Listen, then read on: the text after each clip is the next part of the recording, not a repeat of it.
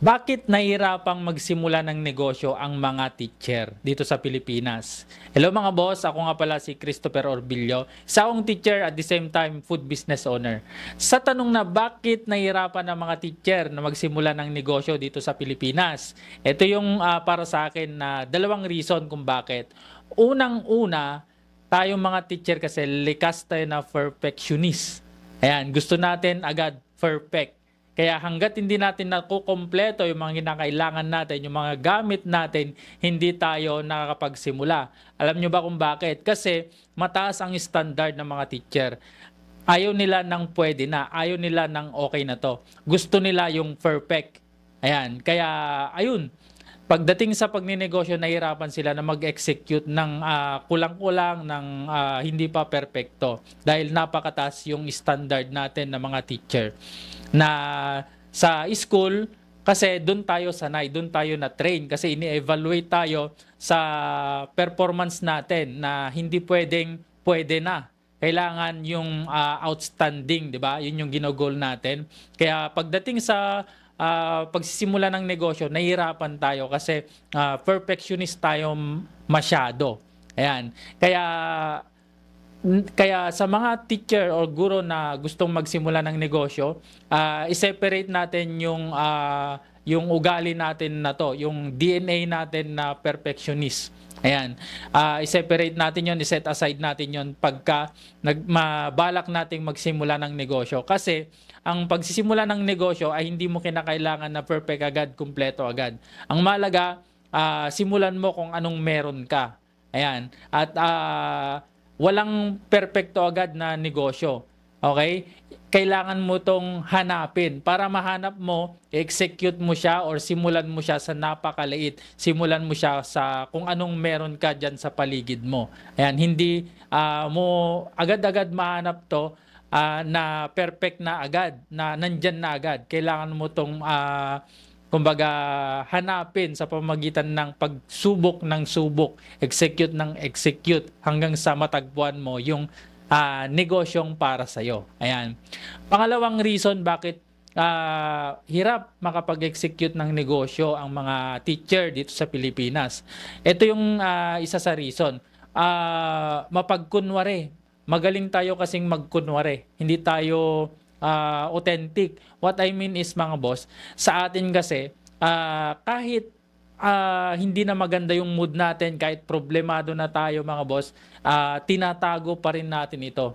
Tinatago pa rin natin yung emosyon natin, yung problema natin pagka humarap na tayo sa ating mga audience, which is yung ating mga estudyante. Ayan. At dala-dala natin ito mga boss pagka uwi natin. Alright?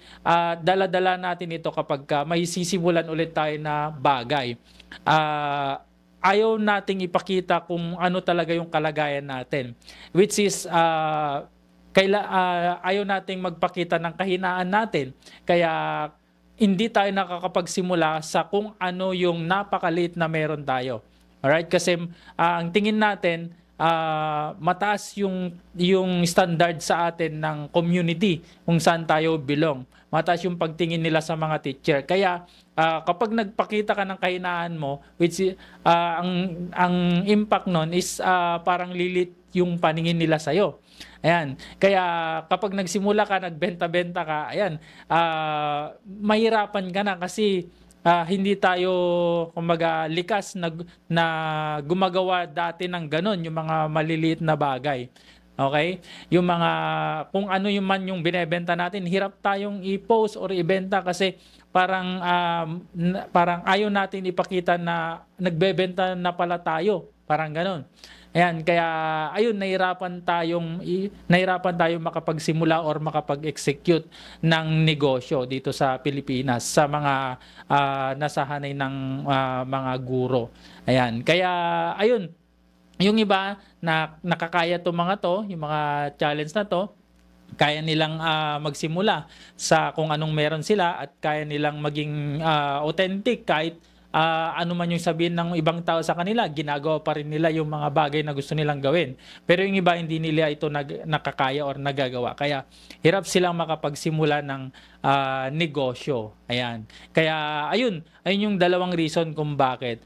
Pero para sa akin mga boss, kung gusto talaga nating magkaroon ng negosyo or makapag-serve pa sa mas marami, ayan, labanan natin yung ugali natin na perfectionist masyado at hindi authentic. Ayan. Yung tinatago natin yung kumbaga malilit na bagay na meron tayo. Ayan. Kaya ayun, labanan natin para makapag-execute tayo ng negosyo. At ang magiging gain natin dito, okay, pagka naging entrepreneur tayo, marami tayong ma-impluwensyahan ng mga kabataan or mga estudyante natin na makakapag-negosyo din, hindi rin mahiya na gawin yung pagbebenta or pagninegosyo in the future. So, ayun, yun yung gain natin dito. Kaya wag tayong mahiya. So, yun lang mga boss, mga kapako, teacher dyan, guro dyan. Trabahuin natin kung ano yung kinakailangan para makapag-execute tayo ng negosyo at malaki yung magiging impact nito sa ating mga estudyante or sa ating buhay mismo. So, yun lang mga boss. Kita-kits tayo sa susunod na video. Bye-bye!